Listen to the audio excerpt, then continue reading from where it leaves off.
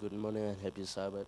Today our mission story is Jesus Catch Fisherman by Kurihara Kimiyoshi.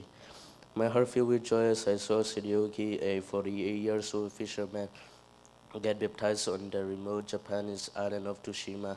After working as a fisherman since he was 15, he had just been caught by Jesus. I first met Shirioki when he asked me for a cigarette in a supermarket parking lot.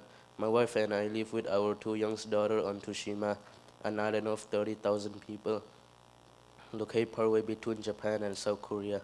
We are global mission pioneers, lay people who volunteer at least a year to establish a congregation in an interior area within their own culture. We were the only Seventh-day Adventists on the island when we arrived 7 years ago. Shirioki tapped on my car window, startling my two young daughters and me. Could you give me a cigarette? He asked. I immediately replied, I'm sorry, I do not have any cigarettes. That is how I usually respond to such requests. But the stranger looked so sad and hopeless. As he walked away, I told my daughters that we should pray for him. After praying, I thought, what if I gave the man an Adventist tract? But I didn't have any tracts left in the car after passing our pile 2 days earlier.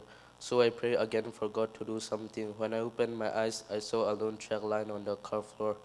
It was tattered after having been stomped on by my little daughter's feet, but the words were legible and I had nothing else to share. I grabbed my two daughters' hand and we ran after the man. When caught up with the man, a Bible verse popped into my mind. It was the words of the Apostle Peter when he told a beggar, silver or gold I do not have, but what I do have I give you. Acts 3 verse 6. I told the man, I'm sorry I do not have any cigarette to give you, but I do have this. I wonder whether the man would accept that tattered tract. He took it without hesitation and read it as I stood there. Then he thanks me profusely. To tell you the truth, he said, I was just preparing to visit a nearby church to ask what hope is left in life, but you come to me before I could go there. When I heard this, I was shocked. It was as if our meeting had been divinely arranged.